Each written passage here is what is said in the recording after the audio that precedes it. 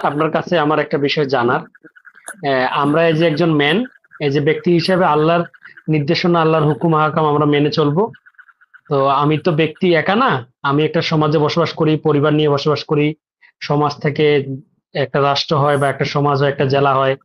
আমার কথা হচ্ছে, এই যখন আমরা সমষ্টিগতভাবে চলতে যাব, মানে বাস্তব জীবনে, দৈনন্দিন জীবনে চলার ক্ষেত্রে, সেই সময় আমাদের শৃঙ্খলাটা কি হবে?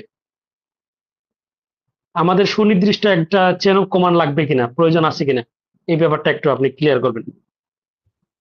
চেইন অফ কমান্ড প্রয়োজন আছে কিনা বলতে কি বোঝাচ্ছে? নেতা আছে কিনা তাই? হ্যাঁ, জি। নেতা আছে কিনা এবং সেই নেতাকে কি বলে সম্বোধন করা হবে, এটা একটু বলবেন আমাকে। নেতা নেতা এবং না থাকলে হিজবুত তাওহীদে যোগ দেন, সেলিমকে নেতা মানেন, সহজ সমাধান। না, এটা তো ভাইয়া এরকম তো দল অনেক আছে।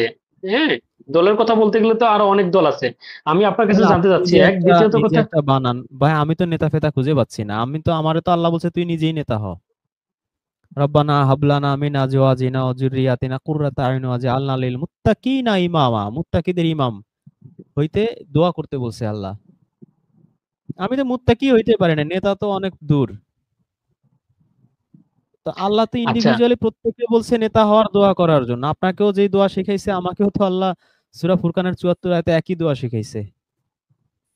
তা আপনি নিজে নেতা না হয়ে অন্যকে নেতা অন্য নেতার গোলামি করতে কেন উৎসুক ভাই? এটা আমার মাথায় ঠিক ঢুকতেছে না।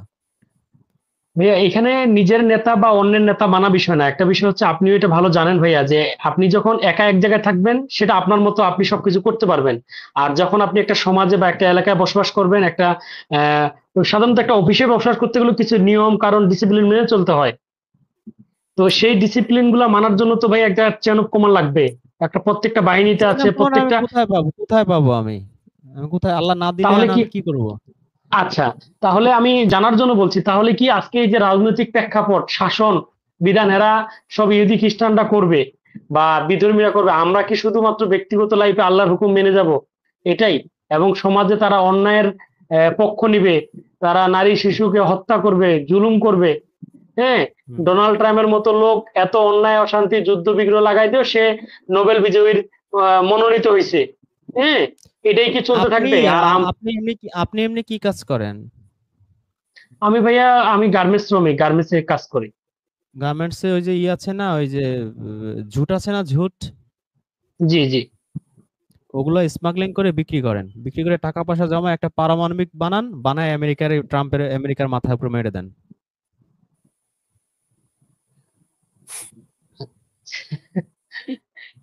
এটা তো সমাধান না শেষ ভাইয়া, ঝামেলা। এইটা যুক্তিগত। বেস্ট সমাধান। তা- আপনি বলতেছেন সমাধান না মানে? জাপানের হিরোশিমা নাগাসাকিতে মারছে জাপান, এই ৬০ বছরের জন্য কানে ধরে উঠবস করে সোজা হয়ে গেছে সুইচের মতো। আপনি একটা আমেরিকারে মারবেন, আমেরিকা ১০০ বছরের জন্য টাইট হয়ে যাবে। আপনার বেস্ট সমাধান দিলাম। আপনার নাম স্বর্ণের অক্ষরে না, হীরার অক্ষরে লেখা থাকবে ভাই। আপনি মুসা নবীর কাহিনী পড়েন নাই? মুসা নবী যে ফেরাউন কেন জালিম ছিল, মুসা নবী পারমাণবিক একটা বানায়া তারপরে যে ওই মিশরে হামলা করছিল, পড়েন নাই কোরআনে? হুম। ভাই, পড়েন নাই? পারমাণবিক কথা উনি পারমাণবিক বানাইছে, এটা তো পড়িনি ভাই। আপনি কোন কোরআন পড়েন ভাই? আপনার কোরআনে উল্টা পাল্টা। ভাই আমরা যে কোরআন পড়ি পারমাণবিকের ওই কথা বাদ কোরআনে, দেন। আমরা না মেহেদী ভাই, আমরা যে কোরআন পড়ি ওই কোরআনে তো পাইছি যে মুসা নবী তারপরে যখন ওই যে মিশর থেকে পালায় আসলো, মাদিয়ানে আসলো, আইসা যখন শুয়াইব নবীর ২ মেয়েকে বিয়ে করলো, ওইখানে বিয়ে করে কৃষিকাজ করতো আর এই পারমাণবিক বানাইতো। ১০ বছর বসে বানায়া তারপরে মুসাকে যে এই ফেরাউনকে যে একটা পারমাণবিক মারলো, একটা মিসাইল মাইরে। মিসাইল মিসাইল বাদ দিচ্ছেন কেন? না, ব্যালিস্টিক মারছিল মনে হয় কয়েকটা। ও হ্যাঁ, ওই আয়াত আছে, হ্যাঁ ব্যালিস্টিক ট্যালিস্টিক কয়েকটা মারছিল, কাজ হয় না, পরে ডাইরেক্ট যে পারমাণবিক মেরে বাস ঠান্ডা, ফেরাউন ঠান্ডা, পরে তো মিশরের বাদশা হয়ে গেল মুসা নবী। হ্যাঁ, তো এগুলো উনি পড়ে নাই, এই আয়াতটা বোধহয় এগুলো বোধহয় উনি পড়ে নাই বোধহয়। উনি পড়ে নাই, ওনার কাছে মনে হয় যে চাইনিজ ভার্সনের কোরআন পড়ছে।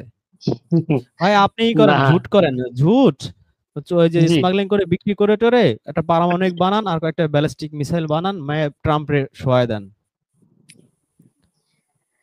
ভাই, এটা আমি প্রতিহিংসার জন্য বা এটা প্রতিশোধের বিষয় না। বিষয়টা হচ্ছে এটা সমাধান কি আমরা।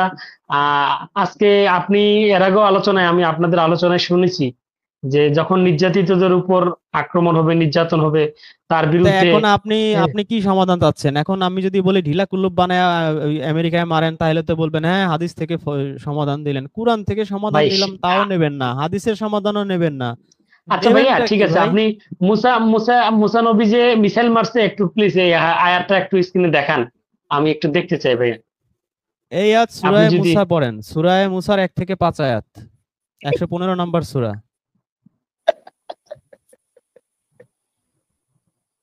হুম, আচ্ছা ভাইয়া ধন্যবাদ।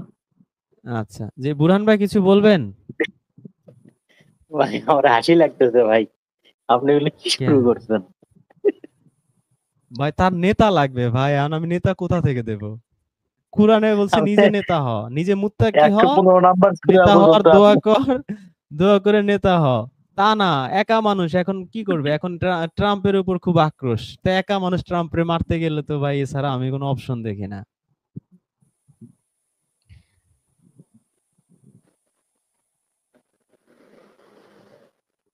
যাই হোক, উনি এখন খুঁজুক, সূরা মুসা খুঁজুক এখন।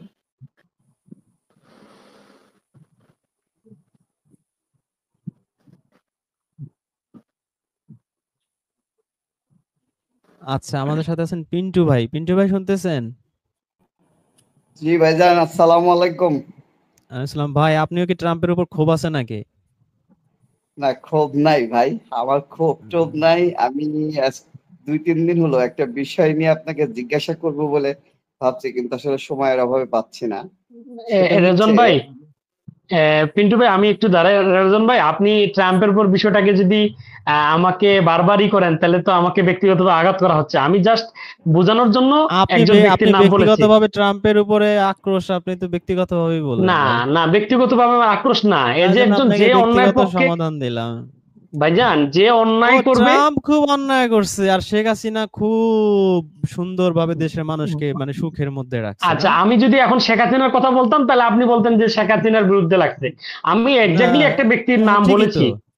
আপনি তো আমি যতদিন পর্যন্ত ইনক্লুডিং সবার কথাই বলছি ভাই। শোনেন শোনেন শোনেন, জি, আপনি ভাই, কোরআন তো ভাই হোমিওপ্যাথি ওষুধ না, কোরআন হচ্ছে অ্যালোপ্যাথি ওষুধ না, কোরআন হচ্ছে হোমিওপ্যাথি ওষুধ, ধীরে ধীরে রাইট। কাজ করবে। যখন আপনার কাজ অ্যাকশন শুরু হবে তখন মাথা নষ্ট, ঠিক আছে? আচ্ছা কোরআন হচ্ছে আচ্ছা। মানুষের হার্টে কাজ করে, নফসে কাজ করে, করে মানুষকে মহামানব বানায়। আপনি আপনার মতো করে চারদিকে কোরআনের আলো ছড়িয়ে দেন, তারপর নেতা যে হবে সে অটোমেটিক। সূরা নূরের 55 আয়াত পড়বেন, আল্লাহ বলছে যারা এই কোরআনের পথে থাকবে হ্যাঁ, আল্লাহ তাদের খিলাফত দান করবে। খেলাপ। কিন্তু হ্যাঁ, আপনাকে নেক আমল করতে হবে, আপনাকে নেক আমল করতে হবে, ভালো কাজ করতে হবে। যখন পুরো সমাজটা আপনার এই মুত্তাকিদে পরিপূর্ণ হবে, তখন ওই সমাজের মেম্বারও হবে মুত্তাকি, চেয়ারম্যানও হবে মুত্তাকি, রাষ্ট্রপতিও হবে মুত্তাকি। আপনি একা একা একা ভালো আর সবাই খারাপ, কাজ হবে? শুয়েব নবীর সময় কাজ হয়েছিল? না, মুসা নবীর সময় কাজ হয়েছিল? জাতিগতভাবে ভালো। হুম, হুম, আপনার তো পার্সন টু পার্সন ইন্ডিভিজুয়ালি আপনার একটা হোমিওপ্যাথি ডোজ দিতে হবে। কোরআন তো হোমিওপ্যাথি ডোজ দেয়, না, উনি যার যেহেতু ইচ্ছায় মানবে, গার্মেন্টসে যার আছে, ইচ্ছায় মানবে না। উনি যেহেতু গার্মেন্টসে আছে, তো এটা তো ওনার জন্য এক্সাম্পলটা আরো সহজ। যে গার্মেন্টসে আমরা যতটুকু জানি, যদিও আমি গার্মেন্টস সেক্টরে কখনো আমি ছিলাম না, তবু আমাদের মানে আমরা জানতে পারি যে সেখানকার দেখাই যায় যে বেতন ভাতা নিয়ে মালিকদের যে ঝামেলা, এটা দেখতে পাই। আবার যারা ওয়ার্কার আছে, সাধারণ ওয়ার্কার যারা আছে, তাদের ওপর সুপারভাইজারদের যে অত্যাচার, সেটাও আমরা জানতে পারি আর কি।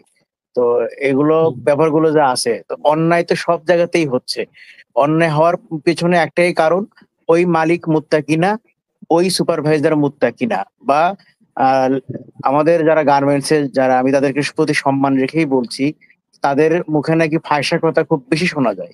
মানে তারা নাকি মুখ খারাপে খুব পটু, এটা শোনা যায়। গ্রামে গেলে যখন গার্মেন্টস এর লোকেরা আসে, দেখা যাচ্ছে যে রংপুরের লোক সে ঢাকাইয়া গালি দিয়ে তার মুখস্থ হয়ে গেছে, বরিশালের লোক তার হচ্ছে খুলনার গালি তার মুখস্থ। মানে ব্যাপারটা হচ্ছে যে এখানে সবাই নাকি ওখানে গালি শেখে প্রচুর। তো এই যে মুত্তাকি যদি হতো, এই গালিগুলোও হতো না। গালির কথা বাদ দেন, এই যে সুপারভাইজারের দুর্ব্যবহার, অন্যায়, ছুটি নিয়ে ঝামেলা, বেতন নিয়ে মালিকের ঝামেলা, এগুলো কেন হয়? কারণ কেউ মুত্তাকি না। মুত্তাকি হলে মালিকও ভালো হতো, বেতন ঠিক মতো দিত, সুপারভাইজার মুত্তাকি হলে তার ব্যবহার সুন্দর হতো। তারপর ম্যানেজমেন্ট যদি মুত্তাকি হতো, ছুটি ছাটা নিয়ে ঝামেলা হতো না, প্রাপ্য ছুটিগুলো পাইতো। লেবার যদি মুত্তাকি হইতো, তাহলে তারা হচ্ছে একে অপরের সাথে সৌহার্দ্যপূর্ণ আচরণ করতে পারতো। তো এই যে ব্যাপারগুলো দেখেন, আমাদের নিজেদের যেটা একদম কাছের যে জায়গা, আমাদের কর্মস্থল, পরিবার বা বন্ধু মহল, আত্মীয় স্বজনের মধ্যে, এখানেই আমরা নিজেদের মধ্যে ন্যায় বা নীতি বা ইনসাফকে আমরা প্রতিষ্ঠা করতে পারিনি। তো আমরা সেখানে বুশ পর্যন্ত চিন্তা করে তো আমাদের এটা আদার ব্যাপারই হয়ে জাহাজের খবর নেওয়ার মতো হয়ে যায়। তো ব্যাপারটা হচ্ছে যে আমরা যখন মুত্তাকি হয়ে যাব, তখন হচ্ছে দেখবেন যে সবকিছু ধীরে ধীরে ঠিক হয়ে যাবে। মানে সালামুন যখন আলাইকুম। আমাদের মধ্যে আসসালামু আলাইকুম, যখন আমাদের মধ্যে প্রকৃত অ্যান্টিবায়োটিক ডোজটা পড়বে, তখন দেখবেন যে অটোমেটিক ক্ষতিকর ব্যাকটেরিয়া ধ্বংস হয়ে আমরা ধীরে ধীরে সুস্থ হওয়া শুরু করব। আমরা একদিনে সুস্থ হয়ে যাব না। এবং অ্যান্টিবায়োটিকটা কিন্তু আমি সুস্থ হয়ে রেজন গেলেও ভাইয়ের সাথে কোর্স একটু কমপ্লিট সংযুক্ত করতে করতে চাই হয়। একটা জিনিস। তো এই হলো ব্যাপার, আশা করি বুঝতে পেরেছেন। জি। রেজন ভাই এই এটা নেতার বিষয়টা খুব ভালো বলছে, আমি এটার সাথে একটু সংযোগ করতে চাই। ওই সম্প্রদায় ওরম নেতাই নির্বাচন করবে যেমন তার সম্প্রদায়। এখন আমরা যদি সঠিকভাবে সঠিক মুত্তাকি না হই, তাহলে আমাদের মধ্যে থেকে তো নেতা তৈরি হবে না। দেখেন আপনি এই যে গফরগাঁওয়ে গোলন্দাজ আছে, ওই এলাকার মানুষ যেরকম ওই গোলন্দাজ হলো ওই নেতা নির্বাচিত হয়েছে। ইভেন আপনি কক্সবাজারের ইয়া বা বদির কথা বলতে পারেন, যে ওই এলাকার অধিকাংশ মানুষ হিসেবে ইনভলভ, যার জন্য ওদের নেতাও হয়েছে ওইটার মধ্যে থেকে, এবং ওই ইচ্ছা করেও শেখ হাসিনা ওকে সরাইতে পারে নাই, কারণ ওই এলাকার মানুষই হচ্ছে চায় হলো এরকম মানুষ। তো যেরকম সম্প্রদায় ইশতিয়াক তেরকম ভাই, তার আর নেতা। একটা উদাহরণ দিয়ে আপনার আলোচনাকে একটু সমৃদ্ধ করি। আমি একটা অঞ্চল চিনি, উত্তর অঞ্চলের, যেখানে কলার গাছ অনেক বেশি, মানে কলা বাগান অনেক বেশি। সেখানে কলা বাগানে অকাম কুকাম বেশি হয়, এবং সেই এলাকার চেয়ারম্যানেরও ওই ওই ওই খাতায় নাম আছে। নেন, এখন বলেন। না, আমারটা শেষ হলো তো, ওইটাই যুক্ত করলাম একটু আপনার সাথে। যে হ্যাঁ, ওই ওইটাই বলতেছি যে যে ওই সম্প্রদায় অমুক নেতাই নির্বাচন করবে যেমন তার সম্প্রদায়। এখন আমরা যদি ওই রেজন ভাইয়ের প্রসঙ্গটা আসাতে আমি ওই কথাটাই বললাম যে আসলে নেতার বিষয়টা এরকমই। আপনি সবাই যখন মুত্তাকি হবে, ওখান থেকে আল্লাহই একজন নেতার সৃষ্টি করবে, খিলাফত সৃষ্টি করবে, এটাই সঠিক। এবং মানুষে দিক দিদান্ত হয়ে কেন হয়, মানে আমরা তো নিজেরাই পরিশুদ্ধ না, আমরা কোথায় নেতা পাবো? আমাদের এই জন্য নেতা তৈরি হচ্ছে না। যত ভেজাল আসতেছে এই দেশগুলোতেই আসতেছে বেশি। ভুয়া নেতা, ভুয়া নবী, ভুয়া রসুল এইসব দেশে পয়দা হচ্ছে এই কারণে। শুধু নেতা খুঁজে, নিজেরা তো ভালো হচ্ছেই না। সমাজের পরিবর্তনের জন্য কেউ কোরআনকে ফলো করে না, আর না করার কারণেই দেখা গেছে যে এলোমেলো বিভিন্ন নেতা নবী সব ভেজাল জিনিস তৈরি হচ্ছে, ফ্যাক্টরি আমাদের দেশ। এই দক্ষিণ এশিয়া পুরাটাই একবার, আফগানিস্তান বলেন, পাকিস্তান বলেন, ইন্ডিয়া বলেন, এই পুরাটাই হচ্ছে এটা একটা ফ্যাক্টরি। আচ্ছা, আমি একটু সূরা নূরের 55 আয়াতটা একটু সবাইকে দেখাইতে চাই, কারণ এই আয়াতটা না বোঝার কারণে আমরা ওই নেতা খুঁজে ওই আইএস আল কায়দায় যোগ দেই, জামাতে ইসলামে যোগ দেই, হিজবুত তাহরীরে যোগ দেই। এখানে সূরা নূরের 55 আয়াতে আল্লাহ বলছেন যে ওয়া আদাল্লাহুল্লাযিনা আমানু মিনকুম ওয়া আমিলুস সলিহাতি লা ইয়াস্তাখলিফাহুন্না ফিল আরদি কামাস্তাখলাফাল্লাযিনা মিন কাবলিহিম ওয়া লা ইউমাক্কিনান্না লাহুম দীনা। আচ্ছা, আর পড়া দরকার নেই। প্রথমে যেটা আল্লাহ বলছেন যে ওয়া আদাল্লাহুল্লাযিনা, তোমাদের মধ্যে যারা ঈমান এনেছে, আমানু, আল্লাযিনা মানে হচ্ছে যারা বা যাদের, আর আমানু হচ্ছে যারা ঈমান এনেছে, মিনকুম ওয়া আমিলুস সলিহাতি। সূরা বাইয়ানার ৭ নম্বর আয়াত যদি আপনি পড়েন, সেখানেও দেখবেন যে সৃষ্টির সেরা কারা? সৃষ্টির সেরা হচ্ছে যারা ঈমান আনে ও এই যে আমিলুস সলিহা করে। আমিলুস সলিহা মানে কর্মকে সংশোধন করা। আমাদের ভুল অনুবাদ শেখানো হয়। আমিলুস সলিহা, আমল মানে হচ্ছে কর্ম বা কাজ বা ওয়ার্ক, আর সলিহা মানে হচ্ছে সংশোধন বা সংস্কার। আর খয়ের মানে হচ্ছে ভালো, বিররু মানে হচ্ছে ভালো বা উত্তম, হাসান মানে হচ্ছে ভালো বা উত্তম।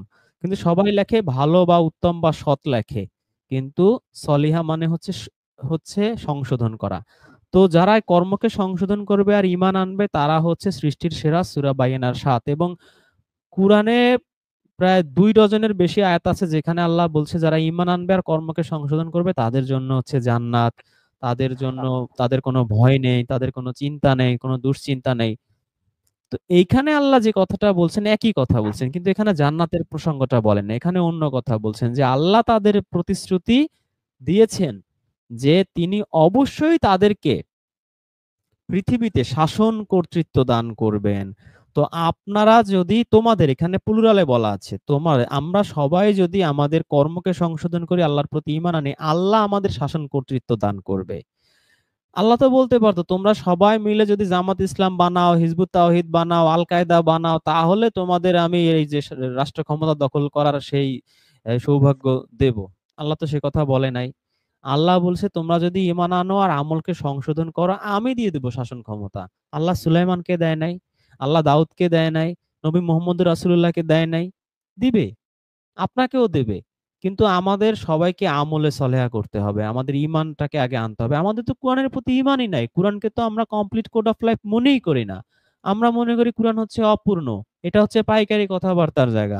আমাদের ২০ লক্ষ ৩০ লক্ষ হাদিস লাগবে, ইজমা লাগবে, কিয়াস লাগবে, রিজাল লাগবে। এত কিছু লাগতে লাগতে এগুলো পড়তে পড়তেই তো মানুষের ২০০ বছর চলে যায়। এগুলো আমল করবে কখন? তো সুতরাং আমরা ঈমান আনবো, কর্মকে ভালো করব, মানুষের উপকার করব, জুলুম করব না। দেখবেন তারপর আপনার সমাজ অটোমেটিক ভালো হয়ে গেছে। কিন্তু আমরা করতে চাই উল্টা। আমরা গাছের গোড়ায় পানি না দিয়ে গাছের আগায় পানি দিতে চাই। গাছের আগায় পানি দিয়ে তো লাভ নাই। গাছের গোড়ায় পানি দিতে হবে। আপনার নফসে পানি দিতে হবে। আপনি আগে নিজে ভালো হবেন, তারপর বলছি কি আল্লাহ যে তোমরা নিজেরা জাহান্নামের আগুন থেকে বাঁচো, তোমাদের পরিবারকে, তোমাদের আহলকে বাঁচাও। আমাদের কাজ হচ্ছে আমরা নিজেরা আগে বাঁচবো, আগে ফার্স্ট প্রায়োরিটি। আপনি বাঁচলে বাপের নাম, একটা কথা আছে না? কুরআনে সেম কথাই বলছে, আগে নিজে বাঁচো। কারো পাপের বোঝা কেউ বহন করবে না। আমার সমাজের ১০ জন ঘুষ খাইলে ওই আমাকে আল্লাহ জিজ্ঞেস করবে না, ২০ জন সুদ খাইলে আমাকে জিজ্ঞেস করবে না, ৩০ জন চাঁদাবাজি করলে আমাকে জিজ্ঞেস করবে না, আমাকে আমারটা জিজ্ঞেস করবে। শেখ হাসিনা কি করছে ওই জিনিস আমাকে জিজ্ঞেস করবে না। শেখ হাসিনার কবরের হিসাব শেখ হাসিনা দিবে, ডোনাল্ড ট্রাম্পের হিসাব ডোনাল্ড ট্রাম্প দিবে, ইউনূসের হিসাব ইউনূস দেবে, আর আপনার হিসাব আপনার দিতে হবে, আমারও দিতে হবে না, আমাকেও জিজ্ঞেস করবে না। আপনারটা আমাকে না, আমারটা আপনাকে না।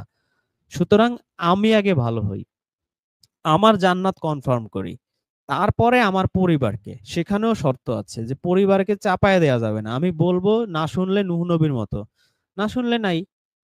আপনার দরদ থাকতে পারে, মায়া থাকতে পারে। তো আল্লাহ বলে নাই নূহ নবীকে যে নূহ আর ডাইকো না ছেলেকে, ও কাফের। লূত নবীকে বলে নাই যে তোমার প্রাণের প্রিয়তমা স্ত্রী, সো হোয়াট, সে কাফের, সে আল্লাহর বাণীর দিকে আসে নাই। তো ওইভাবে পরিবারকে দাওয়াত দিতে হবে। আল্লাহ নবীকে বলছে যে তুমি যতই প্রবল আগ্রহ ভরে চাও না কেন, তুমি যাকে চাও তাকে হেদায়েত দিতে পারবে না, আল্লাহ যাকে চায় তাকে হেদায়েত দিতে পারবে। তো আল্লাহ দিবে হেদায়েত। দেওয়ার পরে যারা আল্লাহর পথে চলবে, যদি আপনি পুরো সমাজটাকে পরিবর্তন করতে পারেন, আপনি উপকৃত হবেন। আপনার সমাজের মেম্বার বা চেয়ারম্যান হবে এরকম ভালো একজন মানুষ, রাষ্ট্রপ্রধান হবে ভালো একজন মানুষ। আপনি গাছের গোড়ায় পানি দেওয়ার চেষ্টা করেন। সেটা না করে আমরা চাচ্ছি যে একজন আসবে, মানে রিভলিউশন করবে, সে এসে সব চেঞ্জ করে দেবে। ইমাম মেহেদীর মতো একজনকে আমরা এক্সপেক্ট করছি। ইমাম মেহেদী জীবনেও আসবে না, ওই আশায় ঘুরে বালি।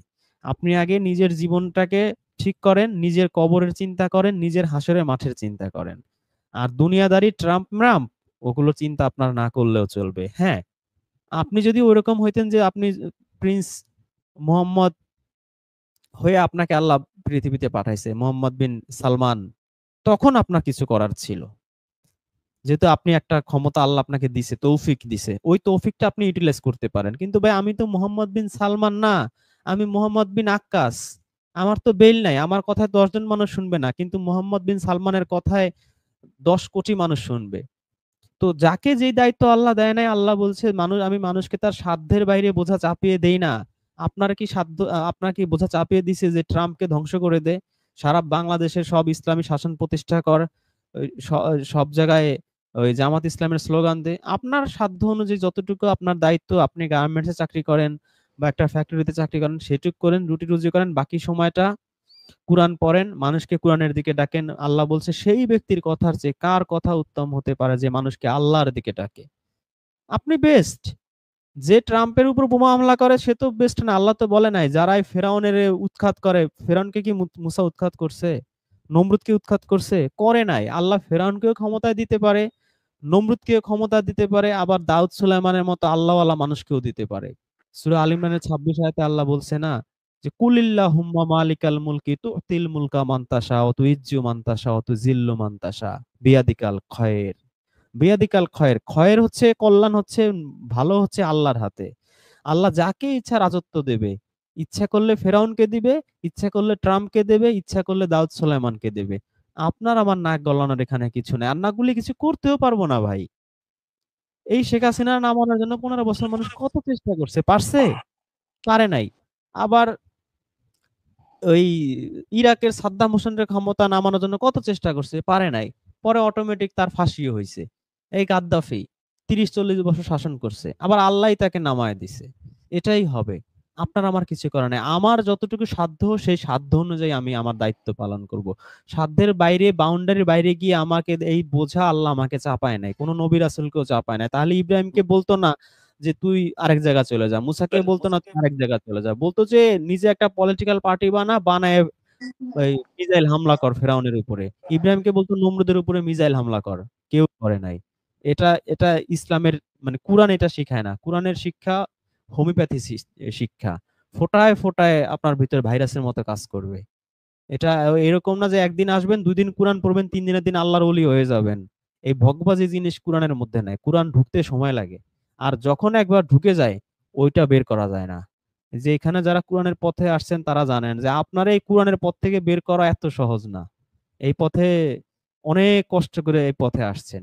একবার যখন কোরআন ঢুকছে, এই কোরআনের পাওয়ার আছে। এই অন্যরকম পাওয়ার। এটা যে যার মধ্যে ঢুকে সে ফিল করে। বাইরের মানুষের ফিল করাও এত সহজ না। যাই হোক, অনেক কথা বললাম। আপনারা কথা আহ, ধন্যবাদ, ধন্যবাদ রেজন ভাই সুন্দরভাবে বিষয়টাকে উপস্থাপন করার জন্য। ভাইয়া আমি আপনাকে এরপরে আরেকটা আয়াত তাহলে একটু ব্যাখ্যা করতে বলবো। সেটা হচ্ছে সূরা তওবার 39 নম্বর আয়াত। এটা একটু যদি আপনি ক্লিয়ার করতেন আমি তার খুশি হইতাম। তার আগে কি আমি আপনার একটু সমস্যা কি এ- এ- সেটা বলেন। আপনার সমস্যা কি? আপনার কেন জঙ্গিপনা মাথা থেকে এখনো যায় নাই নাকি? ভাই আস্তাগফিরুল্লাহ, আমি সমস্যা না, আমি জানার জন্যই সমস্যা না থাকলে আপনাদের সাথে কি কথা। কি জানার জন্য ভাই এনে কেউ প্রশ্ন করে না। সবাই কর দেওয়ার জন্য প্রশ্ন করে। এত বোকা ভাবার কিছু নাই। আমি একটু বিষয়টা হচ্ছে রেজন ভাই ভাই আমার এই তো আয়াতের আমি প্রসঙ্গে একটু কথা বলতে হ্যাঁ চাই।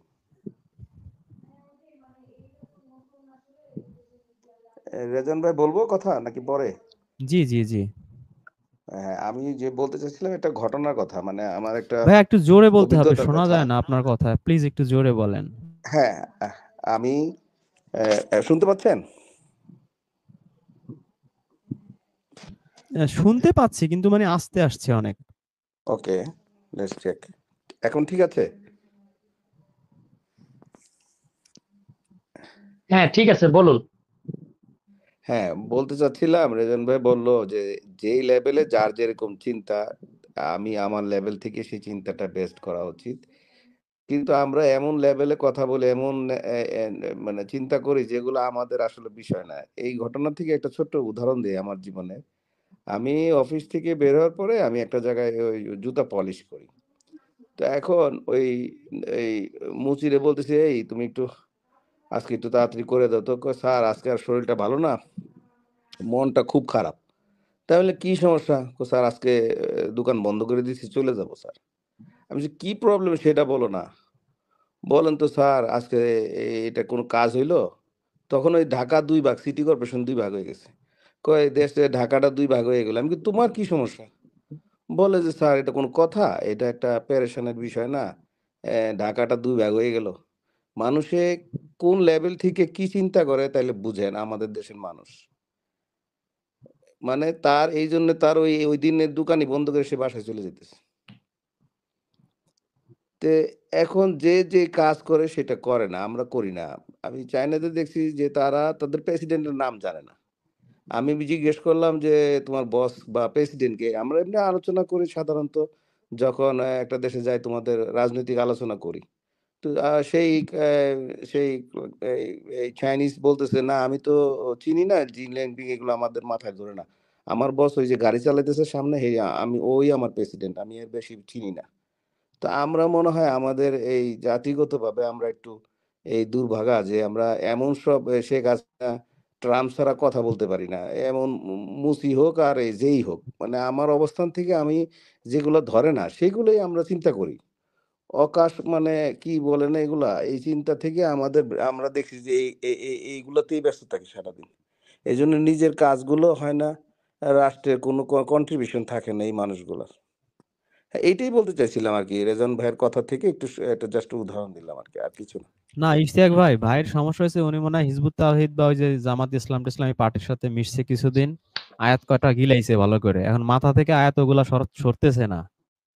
বুঝছেন, ওইটাই হিজবুত চিন্তা তাওহীদ করি যে কিন্তু জামাত নিজের ইসলামে ঢুকলে চিন্তাও তো তো করতে মোটামুটি হবে। আয়াত 50টা জিহাদের আয়াত যেগুলো আছে সবগুলো আগে মুখস্থ করায়। বুঝছেন, ওনার আয়াত তো ডেইলি একটা করে আনবে, আমি তো জানি ওনার রোগ তো সমস্যা বিশাল। উনি তো রোগ আয়াত জিহাদের আয়াত যে কটা মুখস্থ করাইছে সব তো একটা পর একটা নিয়ে আসবে। মানে এরা আসলে আমরা এই যতই বুঝাবো আমরা বুঝাইতে তো রাইট, পারবো না। রাইট। আমাদের এখন আমি তো মনে করতেছি সামনে যে দিন আসতেছে ভাই, এই শারীরিক চিকিৎসার চেয়ে এই মানসিক চিকিৎসার জন্যই মনে হয় বিশাল একটা ইয়া লাগবে। কারণ এই যে ভাইরাস ঢুকতেছে, এগুলো কবে বের হবে? জীবন চলে যাবে এগুলো বেরিতে। সেই চিকিৎসা তো আবার আপনার মানসিক রোগের ডক্টর করতে পারবে না, সেটার জন্য আবার ভিন্ন ডাক্তার লাগবে। না সেটাই বলতেছি। দেখেন একটা মানুষে এতগুলা জিনিস গিলে এবং রং কনসেপ্ট গুলো যখন এদের মধ্যে মোটিভেটেড হয়, একটা ছেলে একটু আগে এসে বললো না যে মাইরা ফেলবে, কেটে ফেলবে বা হত্যা করবে, না বেশি ইয়ে করলে সেই অবস্থা। তো এইগুলো যে মোটিভেটেড হচ্ছে এগুলো তো ওই যে বুরহান ভাই একটু আগে বললো না যে আমরা যদি এতিম অসহায় এদেরকে রং ওয়েতে ইউজ করি, মাদ্রাসায় ভর্তি করায় সারাক্ষণ এই ট্রেন আপ করি, তাহলে তো আর হইলো না। কারণ এদেরকে প্রপার পরিচর্যাটা করলে রাষ্ট্রের উপকার। যেমন মুসাফিরের কথা উনি বলছিল। আমি ওই কোটায় ওই সময় ঢুকি না ইচ্ছা করে। ওনার কথাগুলো শুনতেছিলাম। মুসাফির কি জিনিস বাহিরে আসলে দেখা যায়। আপনি এই যে মসজিদ, মন্দির এবং গির্জা এই ৩ জায়গাতে রিসোর্ট আছে। আপনি চলার পথে ওখানে একদিন থাকতে পারবেন। রাস্তার মধ্যে যেইটাতে ঢুকেন আপনার মন চাইলে মন্দিরে ঢুকেন, ওখানে সেট মেনু করা আছে। ওই সেট মেনু আপনি যেটা বলবেন তারা এমন ভাবে আপ্যায়ন করবে আপনি মনে হবেন বিশাল গেস্ট। হ্যাঁ, এবং আপনাকে ওই দিন খুব ভালোভাবে রাখবে একদিন। জি, শুনতে পাচ্ছেন আমি কি? জি, শুনতে পাচ্ছি, তবে একটু প্রথম থেকে আপনার একটু ভয়েস একটু লো আসতেছিল। হ্যাঁ, মানে বলতেছিলাম যে অরিজিনাল মুসাফিরের বিষয়টা ওই যে বুরহান ভাই বলল তো, তাই আমি বললাম যে কনসেপ্টটা বাহিরে খুব ইউজ করে এবং এতিমের কনসেপ্টটাও খুব ভালোভাবে ইউজ করে। কারণ ওই মানুষটা যখন রং ওয়েতে চলে যাবে রাষ্ট্রের বিপক্ষে কাজ করবে, যার ধরুন ওইগুলাকে খুব নার্সিং করে ওরা। এই ব্যাপারগুলো কোরআনে যেভাবে উল্লেখ আছে, এই ফলো আপটা করলেই কিন্তু রাষ্ট্র উপকৃত হবে। রাষ্ট্র উপকৃত হইলে না আপনি নেতা পাবেন, ভালো ইয়ে হবে, আপনার সব অর্গানগুলা কাজ করবে। মূল বেসিক জিনিসগুলা যে থিম ইয়েগুলা সেগুলোই তো আমরা ওখানে দূরে চলে গেছি। আমরা এখন প্রোডাকশন বানাইছিল মাদ্রাসা প্রোডাকশন। এখানে হাজার হাজার কিলবিল করে মানে আপনি সেনাবাহিনীর চেয়ে বিশাল বাহিনী এরা সারা বাংলাদেশে। এবং আনপ্রোডাক্টিবল কোনো প্রোডাক্ট নাই, কিচ্ছু নাই। সারাক্ষণই এরা এদের একটা মতবাদ নিয়ে ইয়ে করতেছে। এরা এখন মানে পারলে কিলবিল করে পঙ্গপালে মনে হয় রাষ্ট্র খাইয়ে ফেলবে যে কোনো জায়গায়। তো এইভাবে এই মানুষগুলোকে তৈরি করা হচ্ছে রং কনসেপ্টে, রং ইয়েতে। সেটাই ওই যে বললো না যে একটা মতাদর্শ তৈরি করে দিছে। প্রতিদিনই একটা ভাইরাস ঢুকতেছে এদের মাথার মধ্যে এবং এরা এইভাবে রাষ্ট্রগুলোকে বা মানুষ সমাজ সবকিছু ক্ষতিগ্রস্ত হচ্ছে এদের দ্বারা। ওইটাই বলছি যে মুসাফিরের যে কনসেপ্টটা এটা যদি বাইরে এসে দেখা যায়, মানে বাংলাদেশে আমরা বুঝি না মুসাফির কি জিনিস, বললে মনে হয় যে কি।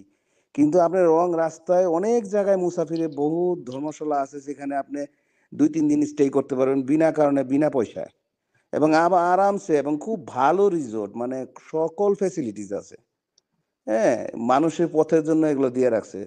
মানুষের যেন কষ্ট না হয়, মানুষ যেন বিপদে না পড়ে, মানুষ যেন কোথাও গিয়ে রাস্তার মধ্যে কোনো ক্ষতিগ্রস্ত না হয়। তো এগুলো কত সুবিধা, এগুলো দেখলে তো ভালো লাগে। আমরা এইসব মানে দেশে এসে দেখি যে সব আল্লাহর বিধান এরা কায়েম করে রাখছে আর আমরা বলতেছি ওরা ভালো না, ভালো না। আমাদের এই জন্য আমাদের মানুষই আমরা মানে আমরা আমরা এমন জায়গায় এখন আছি, আমাদের ধর্মের একবারে বেড়াজালে আমরা আটকে গেছি। আমরা এখান থেকে আর বেরোতে পারতেছি না। এই মানুষগুলো, এই যে ছোট ছোট ছেলে পেলেগুলো যে নষ্ট হয়ে যাচ্ছে, এগুলোর দায় কে নিবে বলেন তো? আপনি যেটা বললেন, আমাদের বাংলাদেশের প্রেক্ষাপটে কিন্তু ব্যাপারটা একেবারেই দেখা যায় না। মানে এখানে কেউ আসলে বরঞ্চ তার কাছ থেকে, এই যে এর আগে একদিন কোন একটা ইউটিউবার আসছিল কোন দেশ থেকে, তো তার কাছে ভিক্ষা নেওয়ার জন্য কি 500 টাকা নেওয়ার জন্য কি একটা অবস্থা শুরু করছিল। তো এটা তো আছেই, আবার কিভাবে কার কাছ থেকে কতটা হাতানো যায়, ঠকানো যায়, হ্যাঁ, ফাঁদে ফেলা যায়। শুধু বাইরে থেকে আসা তাই না, বাংলাদেশে একটা অঞ্চলে যান, যদি বুঝতে পারে যে আপনি এই শহরে নতুন বা এই এলাকায় নতুন, দেখবেন যে একটা শ্রেণী আপনার পেছনে লাগবে, কিভাবে আপনার কাছে আপনাকে মানে খালি করা যায়, সর্বশান্ত করা যায়। তো বাংলাদেশে এই প্র্যাকটিস চলে। 92% মুসলমানের দেশে আমাদের এই কালচারটা, আমি যে বললাম, নিশ্চয়ই আপনি আমার সঙ্গে একমত হবেন যে এটা চলে। তো আ- এই হলো আমাদের আমি মুসলিম। ইমাম ভাই, আমি গত 3 মাস আগে কেনিয়া থেকে তানজানিয়া গেছিলাম বাই রোডে। সেখানে রাস্তায় যে মুসাফির খানাগুলো আছে, বিশ্বাস করেন আমার কাছে ভিডিও আছে, মানে ময়ূর ছেড়ে রাখছে, রিসোর্ট তো রিসোর্ট ভাই। আমি তো ভাবছি এই আমার থেকে না পেমেন্ট নেয়, দেখি যে কোনোটা না, বলে যে কোনোটাতে না, আপনি মসজিদের এই ইয়েতে থাকতে পারেন, মানে মুসলিম করিডোরে থাকতে পারেন, পাশেই আবার শিখদের মন্দির, বুঝছেন? ওইখানে আপনি ঢুকেন, ওখানে আপনি জিজ্ঞেসও করবেন আপনি মুসলিম না হিন্দু বা ইয়ে, আপনি ওখানে ওদের ব্যবস্থাটাই রাখছে হইলো আপনি 3 বেলা খেতে পারবেন আর একদিন থাকতে পারবেন, যাত্রাপথে একদিন বিরতি দিতে পারবেন।